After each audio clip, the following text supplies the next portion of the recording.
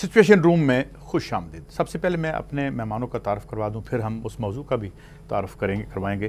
میرے ساتھ آج موجود ہیں جناب اعجاز چودھری صاحب، پی ٹی آئی کے رہنما ہیں۔ ہمارے ساتھ ہیں جناب ڈاکٹر اکرام الحق، معروف دانشور بھی ہیں اور تجزیہ نگار بھی ہیں، جناب ابراہیم مغل صاحب، معروف تجزیہ نگار، اور مسلم لیگ نون کے جناب جان اچکزئی صاحب ہمیں اسلام آباد سے جوائن کریں گے۔ ناظرین، ہم نے کل بات کی اس سٹوری کی، اس نیوز کی، جس میں ہمیں بتایا گیا کہ کیا معاملہ چل رہا ہے سویلین ہماری جو ایلیٹ ہے اس کا اور ہماری عسکری قیادت کا، اور پھر آج انہی صاحب کی ایک سٹوری سامنے آتی ہے جس میں وہ ایک تو سجیسٹیولی وہ اون کرتے ہیں، جس طرح کہا گیا کل مسلم لیگ کے ہمارے جاوید عباسی صاحب کہہ کے گئے کہ ایسا کوئی واقعی نہیں ہوا، اس کو انہوں نے پھر سے اون کیا۔ ساتھ انہوں نے یہ بھی کہا کہ ہماری سویلین ایلیٹ کا جو خدشہ ہے وہ یہ ہے کہ یہ جو طالبان ہیں اور یہ جو ملیٹنٹ آؤٹ فٹس ہیں، ان کی موجودگی میں جو اکنامک ایجنڈا ہے وہ نہیں ہو سکتا، اور وہ ان کے سامنے آ گیا ہے۔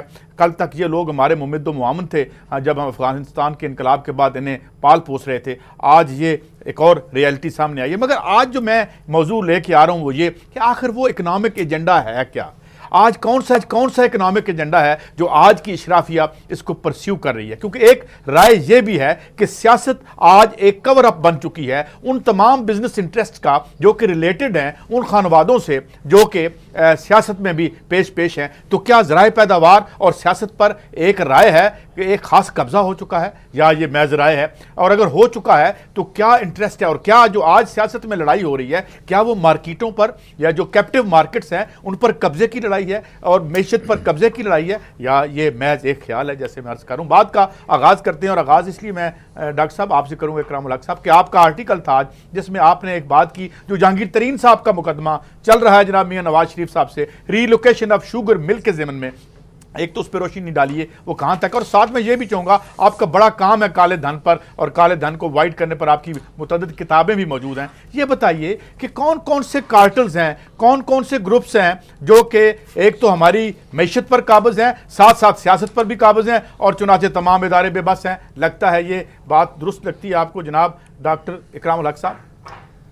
جی قاضی صاحب، اس کے دو پہلو ہیں۔ ایک یہ کہ آج صرف یہی نہیں کہ سیاست اور معیشت جو ہے وہ اس طرح سے انٹرمنگل ہو گئی ہیں کہ اب ہمیں یوں لگتا ہے کہ سیاست جو پہلے ایک بہت ہی معذب پیشہ سمجھا جاتا تھا، بلکہ پیشے سے علاوہ خدمت کا، اب اس کو انہوں نے ایک پیشہ بنا لیا ہے کہ دراصل ہمارے جو بہت سے بزنس انٹرسٹ ہیں ان لوگوں کے جو بدقسمتی سے ان ادوار میں وہ لوگ سیاستدان بنے جب یہاں پہ جمہوریت نہیں تھی، اور ان لوگوں کا راج تھا جو اب اکثر ہمیں جمہوریت کا سبق بھی دیتے ہیں اور یہ بھی بتاتے ہیں کہ نظام میں کیا خرابی ہے۔ جی، اور اس زمانے میں انہوں نے اتنی دولت کٹھی کی، اور اس کے بعد سیاست پہ ان کا قبضہ اور مسلسل قبضہ رکھنا اور اپنی امپائر کو بڑھاتے رہنا، یہ دراصل وہ چیزیں ہیں۔ اور پھر ظاہر ہے کہ اس کے درمیان اشرافیہ کے ان طبقات میں آپس میں خانہ جنگی کی صورتحال ہو جاتی ہے، کیونکہ منوپلیز کے لیے وہ چاہتے ہیں کہ اپنی نہ صرف اپنی امپائر کو بڑھائیں، دوسروں کے بزنسز کو بھی تباہ کریں۔ اس کی سب سے بڑی مثال میں آپ کو بتاتا ہوں کہ اس کا ایک کیس میں ذکر ہے جو پاک اوشن نے ایک زمانے میں، جب اتفاق فاؤنڈری نے جیسے ہی وہ اقتدار میں آئے تو اپنے سارے جتنے تھے مفادات کے لیے پوری ڈیوٹیز ختم کر دی، اور مخالفین پہ ڈیوٹیز جو نہیں تھی وہ ان کی جیسے ہی امپورٹ ہوئی لگا دی گئیں۔ یہ معاملہ جو تھا سندھ ہائی کورٹ میں پاک اوشن نے رٹ فائل کی، اور وہاں پیرا 50 اس ججمنٹ کا بائی نیم لے کر انہوں نے یہ ذکر کیا کہ جب یہ اقتدار میں نہیں تھے تو ان کے مخالفین نے ان کے اوپر ڈیوٹیز لگائی، مگر جیسے ہی ان کو موقع ملا انہوں نے آتے ہی اپنے تمام تر جو بزنس انٹرسٹ تھے نہ صرف ان کو بڑھایا بلکہ جو میں آپ ہی سے سوال کرتا ہوں پھر آگے بڑھتا ہوں۔ ابھی کچھ عرصہ پہلے میں نے اسحاق ڈار صاحب کو سنا تھا کہ ان سے ایک سوال کیا گیا، اور قومی اسمبلی کی کسی کمیٹی کے سامنے انہوں نے کہا کہ 12 یا غالباً 5 یا 7 کارٹلز ہیں۔ ڈاکٹر صاحب، یہ کون کون سے کارٹلز ہیں جو اسمبلی میں بھی پہنچ گئے ہیں اور ویسے بھی ہیں؟ دیکھیں، شوگر کا جیسے ابھی اسی کالم میں ذکر ہوا کہ ایک کیس سپریم کورٹ تک پہنچا، اور سپریم کورٹ کی ججمنٹ کو میں نے کوٹ کرتے ہوئے کہا کہ وہاں معاملہ تو یہ تھا کہ کیا پنجاب گورنمنٹ کا یہ نوٹیفیکیشن کہ کوئی نئی مل نہیں لگ سکتی کیا یہ قانون کے دائرے کے اندر ہے، مگر وہاں پہ ایک درخواست جو تھی وہ اتفاق شوگر کی طرف سے بھی آ گئی کہ جناب ہمیں بھی سن لیا جائے، اس کا فیصلے کا ہم پہ بہت گہرا اثر ہونے والا ہے۔ عدالت نے کہا یہ جو ری لوکیشن والا معاملہ ہے شوگر مل کا، اس میں سلیم صاحب کا بھی نام ہے۔ جی، عدالت نے کہا کہ یہ معاملہ تو ہمارے سامنے نہیں ہے، مگر آپ بتائیے آپ کی کیا سبمیشن ہے. تو انہوں نے واضح الفاظ میں کہا کہ جی دراصل لاہور ہائی کورٹ میں 2 ریٹیں چل رہی ہیں. ایک ریٹ جو ہے وہ حکمران جو اس وقت ہیں ان کی ملوں کی طرف سے ہے کہ جی ہمیں وہاں ملیں ہمارے ریلوکیٹ کرنے کی اجازت دی جائے، اور جن کی آلریڈی وہاں ہیں ان کی طرف سے یہ مقدمہ ہے کہ نہ کی جائے. اچھا، میں اگر آپ کی جو بات سمجھوں، میں آگے بھی بڑھتا ہوں ڈاکٹر صاحب، دوبارہ آپ کی طرف بھی آؤں گا. گویا ایک طرف تو سیاست میں ہم لڑ رہے ہیں، کرپشن پہ لڑ رہے ہیں، ہٹا دو ہٹ جاؤ، اور اس کے پس پشت ایک اور لڑائی بھی ہو رہی ہے، اور وہ لڑائی یہ ہے کہ کس کا مارکیٹ میں کتنا شیئر ہے. جس طرح آپ نے کہا کہ اب رولنگ فیملی بھی چاہتی ہے کہ وہ آگے بڑھے اور وہاں ریلوکیٹ کرے، ان علاقوں میں جائے. میں آتا ہوں آپ کی طرف ابراہیم مغل صاحب. آپ کیونکہ کسانوں کو بھی ریپریزنٹ کرتے ہیں یہاں پہ، ان کے مفادات کو بھی، اور آپ کی اپنی ریٹ بھی ہے. آپ ذرا ایک روشنی ڈالیے کہ یہ معاملہ کس حد تک ہے، سیاست سے پیچھے یہ معیشت کا کیا گن چکر ہے؟ قاضی صاحب بہت مہربانی. پاکستان یا اس جیسی ریاستیں جو تھرڈ ورلڈ میں ہیں وہ کرتی یہ ہے کہ ایک سیڑھی کا استعمال کرتی ہیں. الٹیمیٹ ٹارگٹ پیسہ بنانا ہوتا ہے. آپ نے یہاں کارٹل کی بات کی.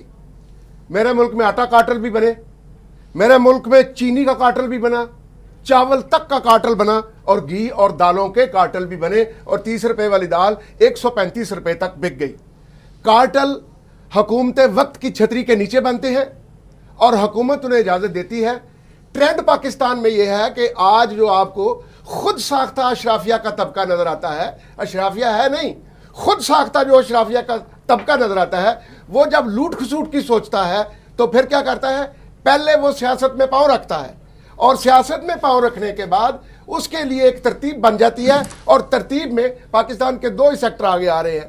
یا تو وہ لوگ کہ جنہوں نے پہلے پیسے لگائے اور سیاست میں آئے، اور سیاست میں آنے کے بعد ملز ان کا ٹارگٹ ہو گیا. ٹیکسٹائل لگا لو. پیسے لگائے سے کیا مراد آپ کی؟ میں کہنا چاہتا ہوں جی انویسٹمنٹ کی، اور انویسٹمنٹ کی، اور انویسٹمنٹ سیاست کے لیے اس لیے کی کہ اس سے 3-4 گنا آپ نے پروفٹ کمانا ہے، خدمت کے لیے ہرگز نہیں ہے.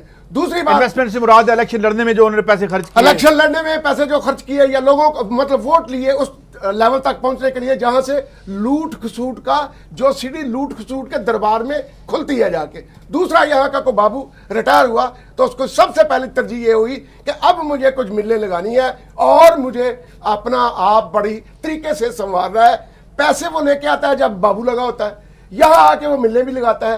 گویا سیاستدان ہو، بابو ہو، 2 ہی طبقے اس ملک میں رول کر رہے ہیں، اور دونوں ہی کی الٹیمیٹ منزل جو ہوتی ہے وہ پیسہ کما کے ملیں لگا کے لوگوں کو غلام رکھنے کی ہے.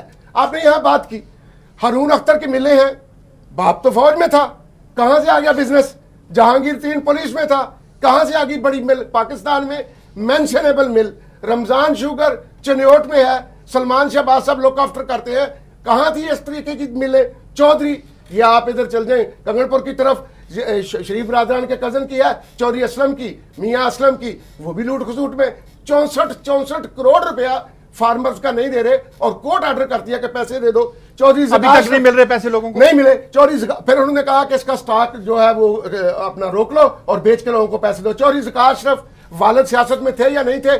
اشرف آباد میں شوگر میں لگائی، باولپور میں، بعد میں سیاست میں بھی آ گئے. اور زرداری صاحب کی سندھ میں ملے ہیں، یہاں تک کہ چودھری منیر نواز شریف صاحب کے ابھی جو ریسنٹلی بنے ہیں رشتہ دار، ان کی ملے ہیں. اور ان کا بڑا کیس چل رہا ہے کہ ہمیں آپ کا جو وائٹ گولڈ پیدا ہوتا ہے کپاس کی بیلٹ، اس کو تباہ و برباد کرو، وہاں ہمیں ملیں لگانے دو تاکہ زیادہ سے زیادہ ریکوری کر کے باری برکم. اور آخری کہہ دوں کہ چوری منیر کے علاوہ دریشک فیملی، گویا جس فیملی نے بھی لوٹ کھسوٹ مطلب یہ بتاتے جائیے گا آپ کے اینڈ میں آگے چوہدری صاحب کی طرف بڑھ جانا ہے. میں نے یہ تمام لوگ اب سیاست میں بھی ہیں یا بعض سیاست سے باہر بھی ہیں؟ یہ لوگ سیاست سے نکل نہیں سکتے. ٹھیک ہے. پچھلے 5 مہینے میں 50 روپے والی چینی 73 روپے میں بکی ہے. ہم نے شور مچایا تو جواب شوگر مل سے یہ ملا، اسحاق ڈالر ہماری دائیں جیب میں ہے، سلمان شہباز ہماری بائیں جیب میں ہے.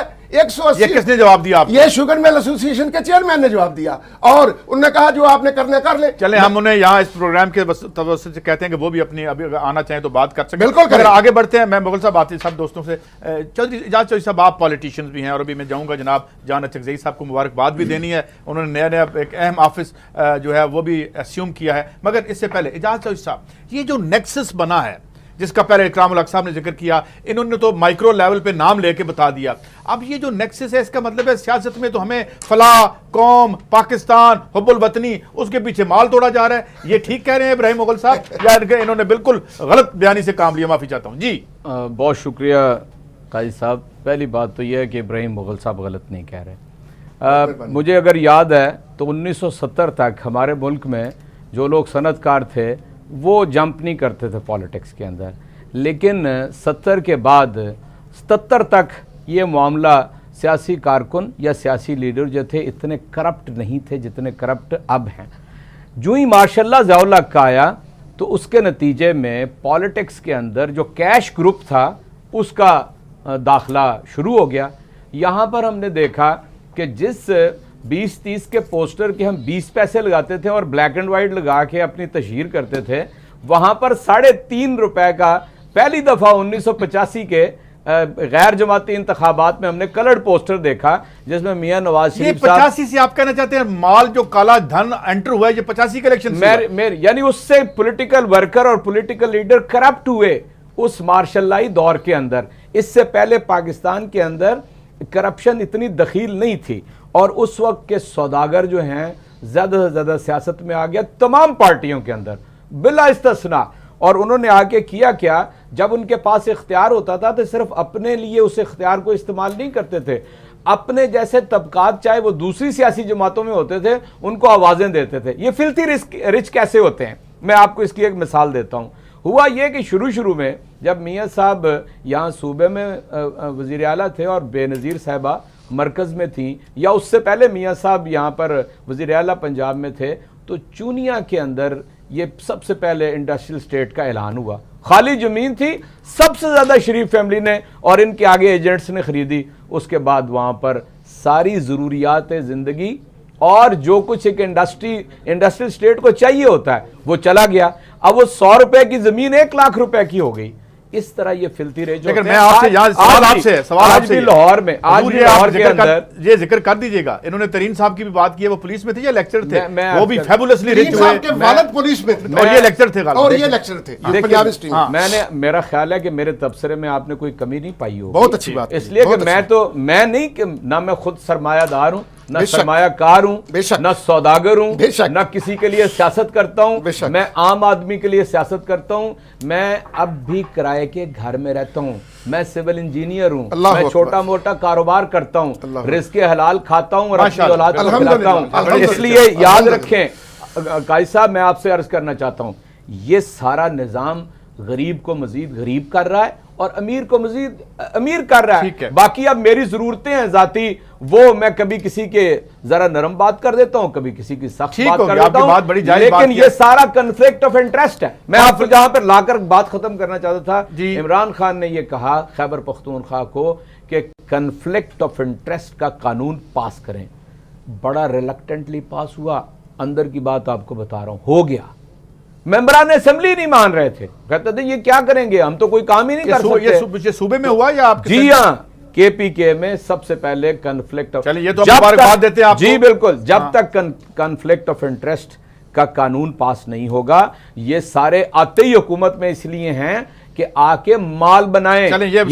یہ جو میاں نواز شریف صاحب کی فیملی ہے نا، یہ ٹوٹل یعنی بلا شبہ والد صاحب کاروباری تھے، لیکن جو ملٹی فولڈ ان کا کاروبار ہوتا ہے جو ملین سے بلینز اور ٹریلینز کی طرف چلا گیا ہے، یہ سارا چور بازاری ہے اور انہوں نے پاکستان کی غریب قوم کا خون نچوڑا ہے. میں اس کا جواب لیتا ہوں. جان اچکزئی صاحب، یہ ہمارا مطمع نظر نہیں ہے کہ ہم کسی ایک فیملی کی بات کریں، نہ ہی ایک فیملی ہے جس کے پاس سارے ذرائع پیداوار ہیں. اور ہم نے جو ہے وہ جہانگیر ترین صاحب کی بھی بات کی، انہوں نے ہمارے مغل صاحب نے لوگوں کی بات کی. میں جب آؤں گا واپس بریک سے تو سوال یہ پوچھوں گا کہ یہ جو نیکسس بن گئے پارٹی سے اب ہو، پاکستان میں رہنا ہے، ہم نے بھی رہنا ہے. یو این ڈی پی کا چیف جاتے جاتے کہہ گیا ہے کہ جس کا اختیار ہوگا وہ بچے اس ملک سے باہر بھیج دے گا. اس لیے بات کر رہے ہیں. ہم واپس آئیں گے تو آپ سے یہ پوچھیں گے یہ نیکسس کیا توڑنا چاہیے اور کیا ہمیں کانفلکٹ آف انٹرسٹ کا قانون بنا کے علیحدہ کرنا چاہیے کہ جن لوگوں کے ذاتی اور نجی کاروبار ہیں وہ کہاں تک سیاست کر سکتے ہیں. یعنی واپس آتے ہیں، بات جاری ہے.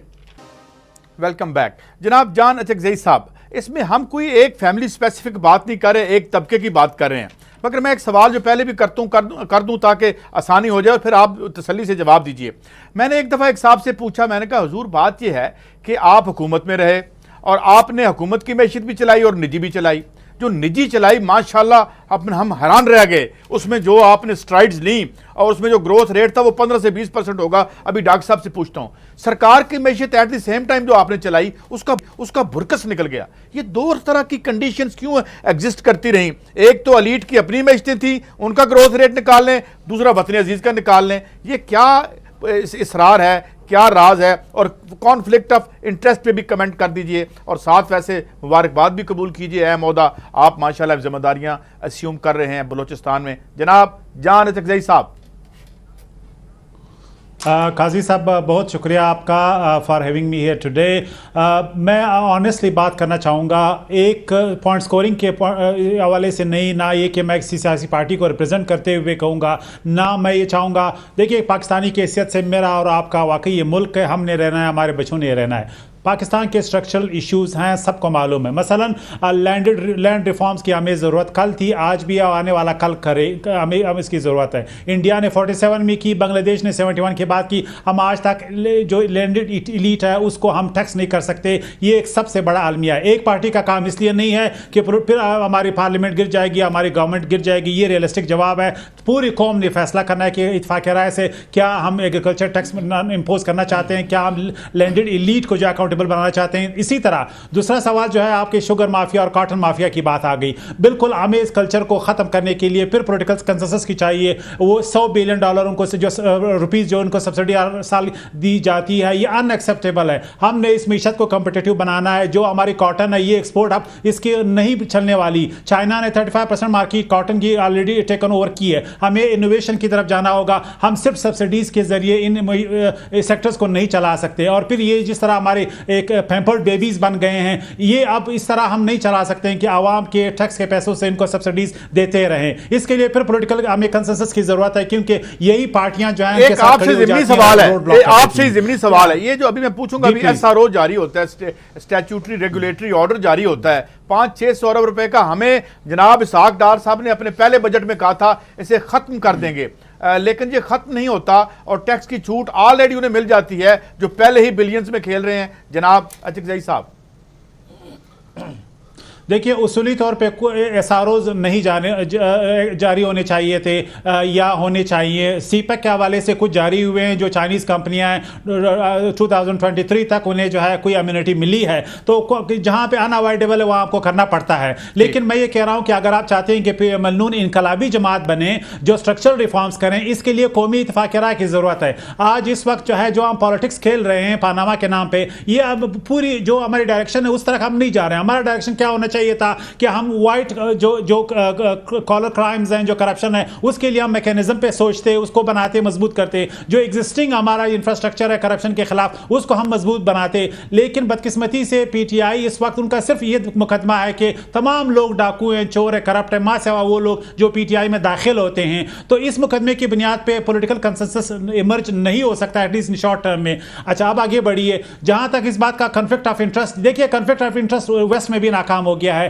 اصل میں پبلک پریشر جو ہے وہ سب سے بڑا امپورٹنٹ چیز ہے. پریشر جو ہے میڈیا بلڈ کرتی ہے, وہ پبلک اوپینین بلڈ کرتا ہے. ایک سیاسی پارٹی عوام میں آپریٹ نہیں کرتی. پبلک پرسپشن بہت امپورٹنٹ ہے. جب تک ہم پبلک پریشر نہیں بڑھائیں گے سیاستدانوں پہ, پولیٹیکل پارٹیز پہ, گورنمنٹ پہ, وہ رسپونڈ اس طرح نہیں کریں گے جس طرح گورننس کے تقاضے ہیں. تو میں سمجھتا ہوں صرف لا بنا کے KPK میں کوئی انقلاب نہیں آیا, نہ وہاں پہ کرپشن ختم ہوا, نہ وہ لوگ انقلابی بن گئے اور نائٹ جو آج مونوپلائز کر رہے ہیں پاور کو. میں نہیں جانا چاہتا اس PT پالیٹکس میں, لیکن ہمیں یہ کانفلکٹ آف انٹرسٹ کا قانون نہیں ہونا چاہیے. آپ یہ کہہ رہے ہیں یہ قانون غلط بنا ہے, یہ نہیں ہونا چاہیے. نہیں, میں یہ کہہ رہا ہوں کہ یہ کتابی باتیں آپ بے شک لائیں, لیکن عملی طور پہ وہ جب وہ اس کہاں عملی ہو سکتا ہے اگر جب تک ہم پبلک پریشر نہیں بڑھائیں گے. اب ویسٹ میں کیا ہو رہا ہے, اس میں یہ نہیں کہ لوگ بہت ایماندار ہیں, ویسٹ میں یہ نہیں کہ بہت بڑے اچھے لاز ہیں. وہاں پہ پریشر ہے, وہاں پہ لوگ استعفے پریشر کی وجہ سے دیتے ہیں. وہاں پہ میڈیا کا کردار ہے, وہاں پہ عوام کی رائے امپورٹنٹ ہے,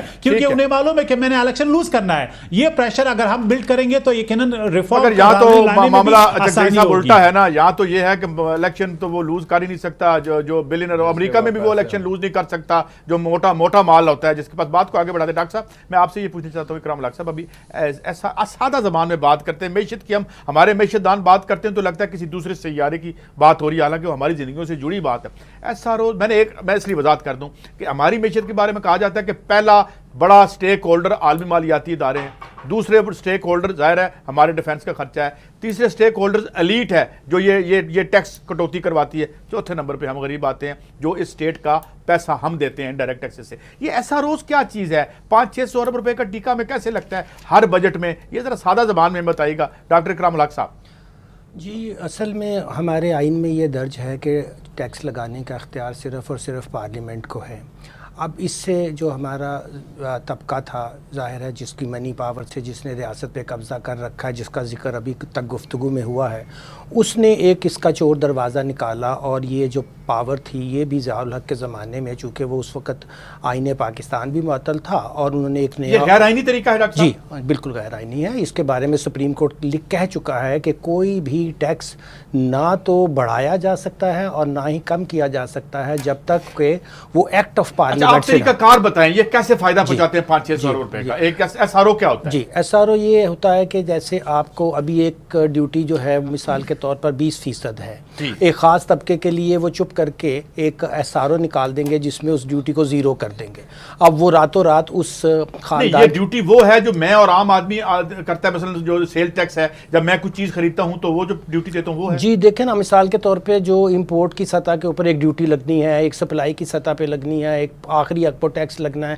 ان تینوں سطح پہ چاہے وہ آپ کی امپورٹ ہو, چاہے لوکل سپلائی ہو, چاہے انکم سے ہو, وہ بہت سی مراعات دے دیتے ہیں. اور مراعات کے لیے وہ پارلیمنٹ کے پاس نہیں جاتے بلکہ خود ہی بیٹھ کر, یعنی کیا کہنا ہے کہ مطلب یہ ہے کہ ایک بزنس نے جو پیسہ ریاست کو ادا کرنا ہے وہ ادا کرنے کی بجائے ایک چٹ جاری کرواتا ہے اور وہ ادا نہیں کرتا ٹیکس, اور وہ جی دیکھیں کنزیومر کو تو وہ اسی قیمت پہ آپ نے دیکھا ہوگا, یعنی کنزیومر سے اس نے پیسے لیے, کنزیومر سے جو اس نے پیسے لے کے ریاست پاکستان کو دینے تھے وہ دینے کی بجائے وہ اس نے ویو کروا کے جیب میں ڈال لیے. جی اس کا مطلب ہے ہمارا ٹیکس تو یہ لے رہے ہیں نا. جی یہ دراصل ہمارا جو ٹیکس برڈن ہے غریب لوگوں پہ ہم بڑھاتے چاہ رہے ہیں, جیسے ابھی جاج صاحب نے فرمایا تھا, اور امیر لوگوں کو مراعات دے کر ان کو امیر تر بناتے جا رہے ہیں. ایک طرف تو ریاست جو ہے وہ ان لوگوں کے ہاتھ میں اس وقت بالکل محکوم ہے, دوسری طرف ٹیکس کا نظام ایسا غیر منصفانہ رکھ دیا ہے جس سے بجائے عام آدمی کو فائدہ ہونے کے وہ غریب ہوتا چلا جائے اور امیر آدمی ہے. پھر اس کے اوپر میں ابھی عرض کرتا ہوں, اس کے اوپر دیکھیں سب سے بڑا ظلم کیا تھا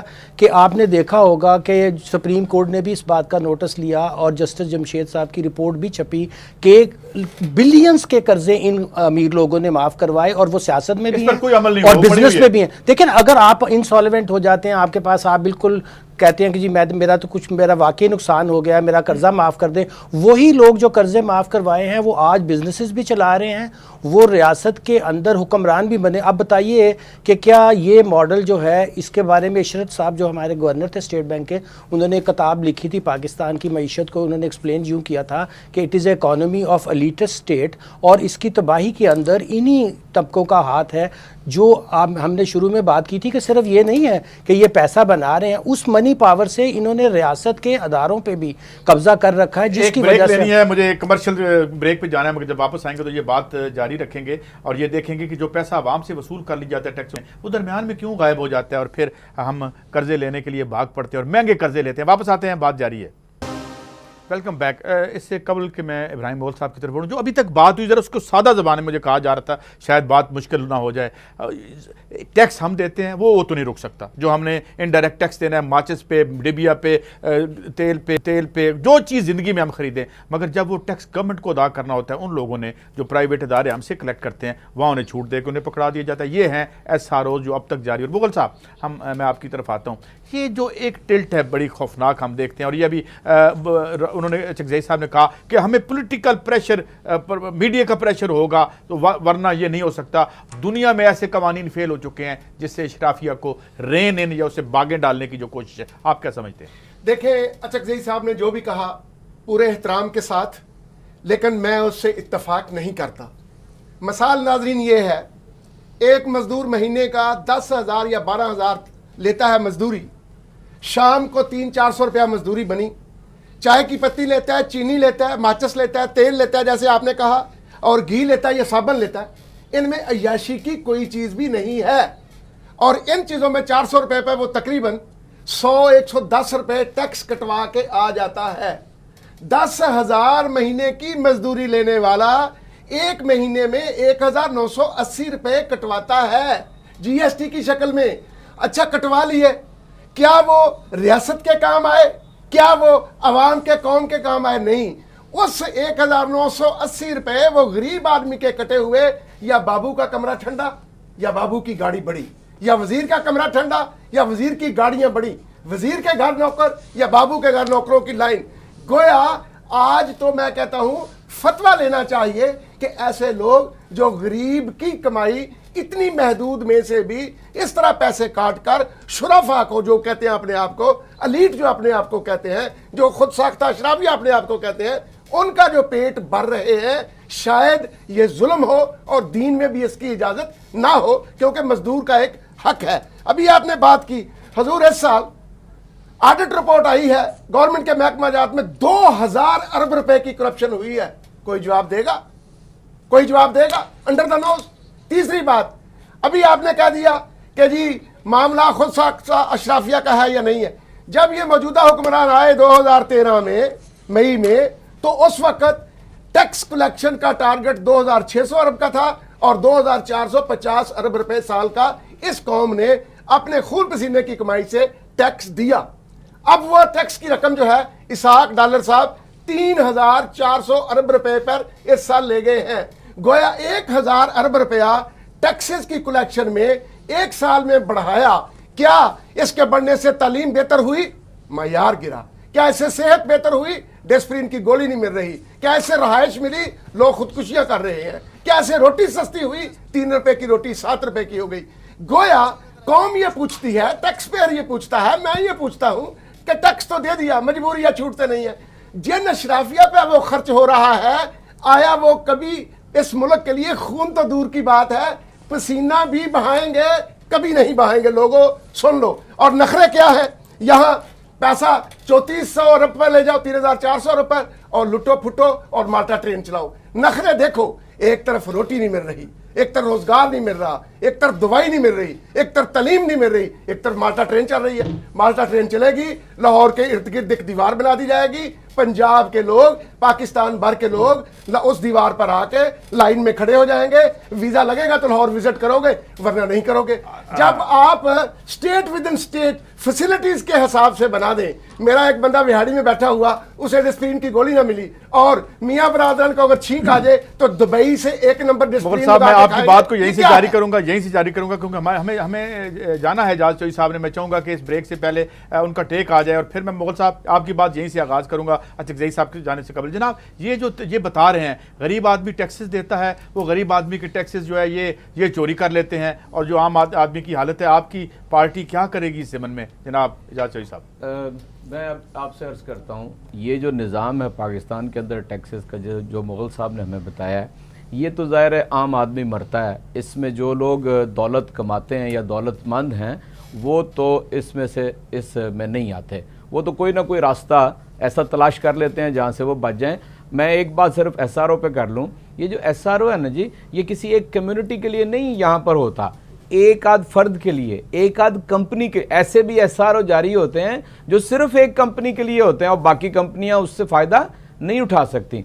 दूसरा जुल्म होता है जो सब्सिडीज़ दी जाती हैं, यानी शुगर मिल मालिकान को गुज़श्ता साल सब्सिडी 6 अरब रुपए की सब्सिडी दी गई। यानी ये असल में इस निज़ाम का जुल्म है। उसके बाद आपने कहा कि एक बात और मैं कह दूं फिर, ये जब आपने बिल्कुल अपने इब्तदाइये में बात की थी, मसलन पाकिस्तान की स्टील मिल है, जरदारी के दौर में भी तबाह बर्बाद हो गई और अरबों रुपया लूट के और उसको खसारे में दे के और पाकिस्तान के ख़जाने से और पैसे दे के वो लाल जी कहीं गायब हो गए। उसके बाद इनका दौर आया, मुसलसल खसारे में जा रही है, लेकिन कभी इनकी अपनी स्टील मिल भी खसारे में गई है। उसके नतीजे में तो महयरुल कारनामे सरंजाम हुए कि आप वहाँ पर खरबों के मालिक बन गए बैठे बैठे, और आपके जाके पनामा पेपर्स के इंकशाफ के नतीजे में पता चला कि इतनी ज़्यादा कंपनी है। चौथी बात ये کہ جان اچکزئی صاحب نے فرمایا کہ ہمارا کوئی ذاتی مسئلہ ہے پیناما پیپرز کا. ہم نے نہیں کیا جان صاحب, پیناما پیپرز کا انکشاف دنیا میں ہوا ہے. لوگوں نے 8 بڑے سربراہوں کی تصویریں آئی ہیں, پاکستان کی جگ ہنسائی ہوئی ہے. ہمارے وزیر اعظم صاحب کہتے ہیں کہ میرا دامن صاف ہے, میں اپنے آپ کو احتساب کے لیے پیش ہونا چاہتا ہوں. میں اور آپ کون ہوتے ہیں وہ ان کے صاف دامن کو داغدار کرنے والے؟ اور کوئی نظام نہیں بننے دے رہے 6 ماہ سے. پورے 6 ماہ گزر گئے ہیں, اس 6 ماہ اور 5 دن گزر گئے ہیں, اس کو کیوں ہم نظام نہیں بننے دیتے؟ اب آگے تحریک انصاف کیا کرے گی؟ دیکھیں میں آپ سے ایک بات قاضی صاحب عرض کرتا ہوں, جس جدوجہد کو میں کر رہا ہوں اور جو کچھ میں دیکھ رہا ہم تو ایک سافٹ انقلاب کی طرف بڑھ رہے ہیں. اس نظام میں جو موجودہ انتخابات کا نظام ہے, جو نیچے تک کرپٹ ہو چکا ہوا ہے, کسی سفید پوش کا, کسی پڑھے لکھے آدمی کا, کسی درمیانے طبقے کے آدمی کا الیکٹ ہونا ناممکن ہے. ارب پتی اور کروڑ پتی اس میں سے الیکٹ ہو کے آ سکتے ہیں, باقی کوئی نہیں آ سکتا. باقی کرپٹ ہے. یہ 33-34 سال سے پنجاب کے اوپر حکمران ہے, اور چپڑاسی سے جس بندے کو بھرتی کیا تھا اب وہ چیف سیکرٹری ہونے والا ہے.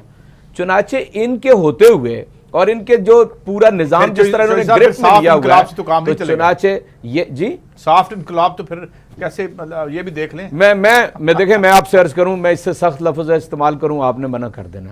یہاں گنجائش نہیں ہے. میں تو وہ بات کر رہا ہوں پاکستانی قوم کے لیے جو بہتر ہے. اس کے بعد اگر جس کی طرف آپ اشارہ کرنا چاہتے ہیں وہ وقت نہیں آنا چاہیے ہماری زندگیوں کے اندر. ہم سمجھتے ہیں کہ یہ بریک پہ جانا ہے, مجھے بہت شکریہ. 80-90% لوگوں کو اکٹھے ہو کے تو یہ کام کرنا چاہیے. اسی لیے 30 اکتوبر کو ہم نے بلایا. ہم جو نظام لے کر آنا چاہیں گے سب انسان اس کے اندر برابر ہوں گے, اور حکمران کاروبار نہیں کر سکیں گے.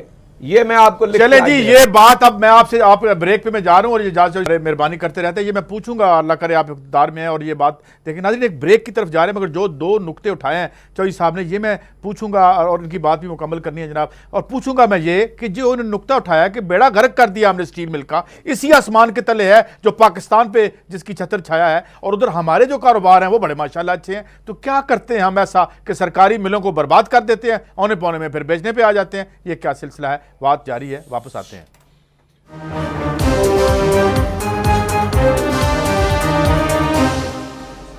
Welcome back. میں چاہوں گا سوال لمبا نہ کروں جناب اچکزئی صاحب. یہ جو ابھی بات کی تھی چوہدری صاحب نے کہ جناب ہم نے جو اپنی جو سرکاری طور پر ہم نے جن ملوں کو چلانا تھا ان کے بیڑے غرق ذاتی اوج کمال پر, اس پہ ذرا کمنٹ کر دیں جناب اچکزئی صاحب. قاضی صاحب مجھے کوئکلی یہ کہنے دیجئے کہ پاناما کے حوالے سے ایک جملہ میں کہوں. ابھی چودھری صاحب نے بات کی ہے, پاناما میں صرف یہ لکھا ہوا ہے, یہ میں آپ کو کوٹ کر رہا ہوں, PM's sons have offshore companies. We are not suggesting any wrongdoing. یعنی وزیر اعظم صاحب کے بیٹوں کی آف شور کمپنیاں ہیں اور کوئی رانگ ڈوئنگ ہم سجیسٹ نہیں کر رہے ہیں.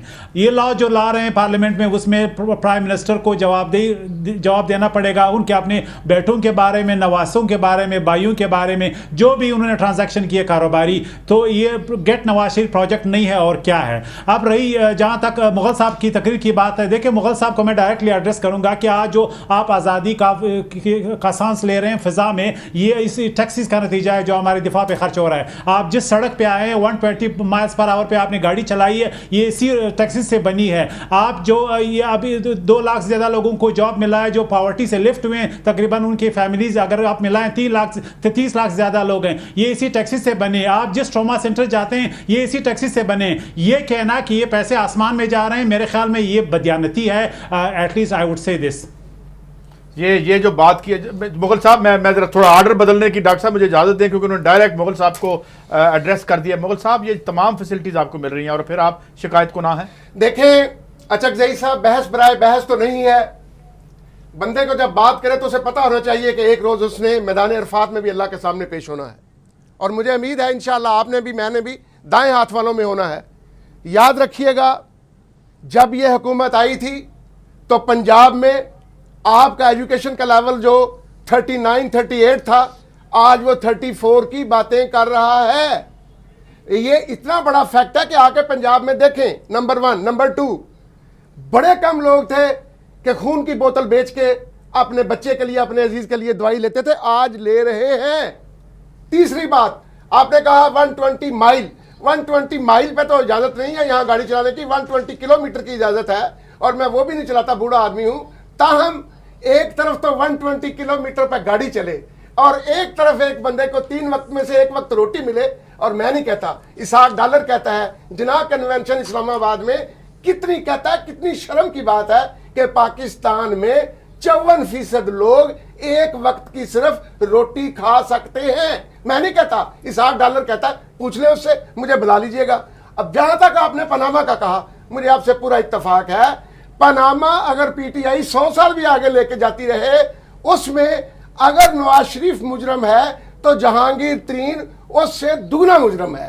لہذا پی ٹی آئی بھی اس میں ایکول مجرم ہے. لوگوں کا وقت ضائع کر رہی ہے پی ٹی آئی, اس میں سے کچھ نہیں نکلے گا.